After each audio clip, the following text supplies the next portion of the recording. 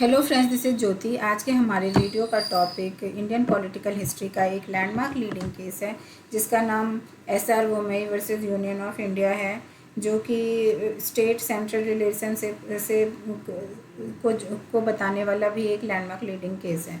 और अभी तक जब भी कभी ऐसा मैटर होता है राइज की स्टेट और सेंटर आमने सामने होते हैं तो इस केस को एग्जाम्पल की तरह रखा जाता है।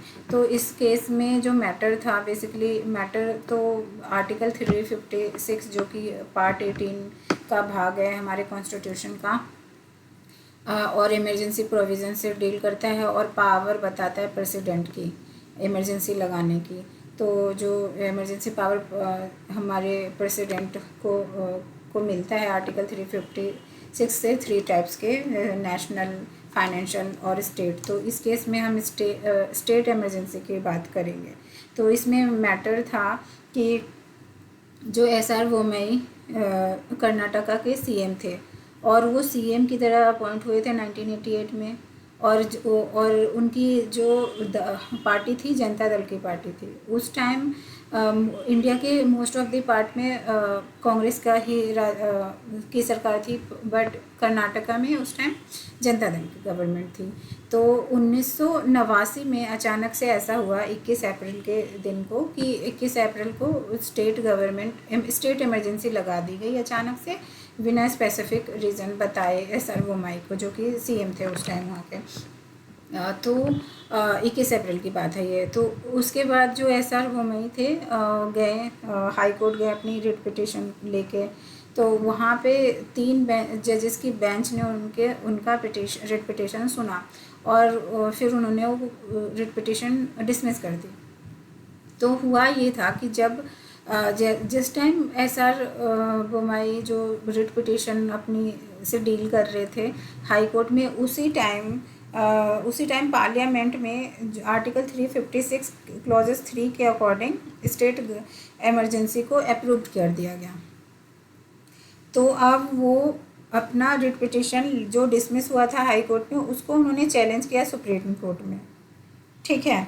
अब वहाँ पे वैलिडिटी जो है आर्टिकल 3, ये जो वैलिडिटी थी ऑफ प्रोक्लेमेशन, उसकी बात की गई कि क्या वैलिडिटी है और किस वे में, मतलब इमरजेंसी लगा दी गई बिना स्पेसिफिक रीज़न के।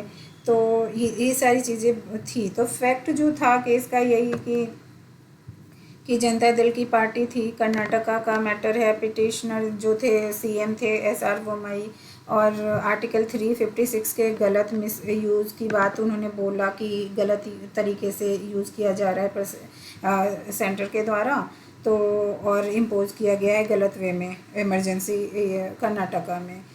तो यहाँ पे स्टेट गवर्नमेंट में बोला गया कि मेजॉरिटी जो सेंटर है उसने बोला कि स्टेट गवर्नमेंट ने अपनी मेजॉरिटी खो दी थी। और क्योंकि जैसे अगर जो प्रेसिडेंट ने इमरजेंसी लगाया तो उन्होंने ऐसे बिना सोचे समझे तो नहीं लगा दिया, कहीं से तो उनको इन्फॉर्मेशन दी गई होगी। और वैसे भी हम जानते हैं कि जो प्रेसिडेंट किसको डायरेक्ट रिपोर्ट करते हैं, गवर्नर जो स्टेट में रहते हैं और काम को देखते हैं स्टेट गवर्नमेंट का। तो वहाँ पे भी उस टाइम जो वेंकटेश सुभा राव करके एक उस टाइम के गवर्नर थे कर्नाटका में, वेंकटा सुभा, उन्होंने रिपोर्ट की थी और उन्होंने बताया कि उन्होंने बता दिया कि जो पार्टी है ना जनता दल की, वो उन्होंने अपना मेजॉरिटी खो दिया है, तो वो अब डील नहीं कर पाएंगे इंडिपेंडेंटली यहाँ पे। तो उसके वे में उनकी सरकार को ही डिसमिस कर दी प्रेसिडेंट ने। तो यहाँ पे जो आर्टिकल 356 की वैलिडिटी से एक तो ये मैटर निकला कि इसका वैलिडिटी कैसा है कि भाई अगर जो आपको बता दिया है बिना रीज़न के ही आप डिसमिस कर रहे हो स्टेट गवर्नमेंट को, आप चलो कुछ लोगों ने विड्रॉ कर लिया पार्टी से, पर आप सुन तो लो, हमारी भी तो मतलब स्टेट गवर्नमेंट की भी तो पूरी प्रॉपर बात आप सुन लो और हमें टाइम दो। तो लेकिन आपने बिना हमसे बात किए ही इमरजेंसी लगा दी। तो जब ये सब चीज़ें हो गई तो सुप्रीम कोर्ट जब गए तो सुप्रीम कोर्ट में 9 बेंच जजेस की बेंच थी जिन्होंने इस केस को डील किया, और उन जस्टिस इसमें जस्टिस थे ये सारे SR प्रधा, justice AM Ahmadi, justice Kuldeep Singh, justice PV Sawant, justice K Ramaswamy, justice SC Agrawal, justice Yogeshwar Dayal और जस्टिस BP जीवन रेड्डी और जस्टिस JS वर्मा। तो इनकी बेंच थी जो उन्होंने इस SR Bommai versus union of India के केस को देखा था। और इसमें उन्होंने जो जजमेंट आई थी उसमें बोला गया कि जो पावर ऑफ प्रेसिडेंट है ना वो एब्सोल्यूट नहीं है, कि not power of president is not absolute. और जो प्रोक्लेमेशन है आर्टिकल 350 के अकॉर्डिंग वो सब्जेक्ट है जुडिशियल रिव्यू का। ठीक है, ऐसे ही 356 आर्टिकल का प्रावधान देके आप सीधा डायरेक्ट बिना स्पेसिफिक रीज़न के खुद ही आप अकेले नहीं लगा दोगे। इमरजेंसी स्टेट में आपको जुडिशियल रिव्यू के थ्रू उसको जाना पड़ेगा। और जब भी जो भी इमरजेंसी कंडीशन जब आती है तो उसको डिस्कस किया जाता है। जैसे पार्लियामेंट के जो दोनों हाउसेस होते हैं उसमें से डिस्कस किया जाता है, और उसके बाद जब दोनों हाउसेस से परमिशन मिल जाती है, अप्रूव कर देते हैं उसको इमरजेंसी को, तब जाके प्रेसिडेंट के पास जाता है वो। और फिर उसके बाद फिर जब लोकसभा से आगे बढ़ता है ना तो प्रेसिडेंट के पास जाता है, फिर प्रेसिडेंट उसको इम्पोज करते हैं स्टेट पे कि ठीक है स्टेट गवर्नमेंट लगा लेगी। यहाँ इस स्टेट में वर्क सही से नहीं हो रहा सेंट्रल गवर्नमेंट के द्वारा, स्टेट गवर्नमेंट्स के द्वारा, तो यहाँ पे स्टेट इमरजेंसी लगा दे, प्रेसिडेंट का शासन चलेगा इतने टाइम तक। तो ये इस चीज़ की बात की गई थी। तो ये तो था जजमेंट आया था जिसमें यही रूल, प्रेसिडेंट की पावर, 356 की वैलिडिटी और स्कोप और पीरियड क्या होना चाहिए इसकी बात की गई थी। दोनों हाउसेस से पास होना चाहिए, उसके बाद ही इमरजेंसी प्रोविज़न लगाएगा। और 356 जो जुडिशियल रिव्यू का सब्जेक्ट है, बिना रिव्यू के नहीं कर सकते एप्लीकेबल इसको, इमरजेंसी प्रोविज़न को स्टेट पे।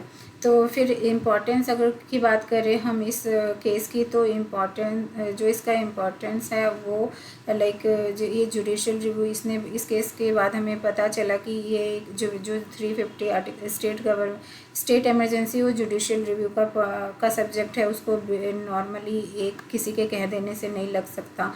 फेडरलिज्म के अकॉर्डिंग चलना चाहिए। सेंट्रल स्टेट रिलेशनशिप बता रहा है कि कैसे सेंट्रल स्टेट को एक दूसरे से बातचीत करके एक दूसरे के से मतलब साथ साथ चलना चाहिए। अपने इश्यूज़ को रिजॉल्व अलग रख के जो सेंट्रल जो स्टेट के लिए जो कंट्री के लिए जो सही है उसको आगे रख के मतलब साथ साथ अपने रिलेशन सही करते हुए चलने चाहिए आगे। यहाँ पे arbitrary removal of state government की बात की गई थी। फ्लोर टेस्ट, यहाँ पे फ्लोर टेस्ट का मतलब है कि अपॉर्चुनिटी देनी चाहिए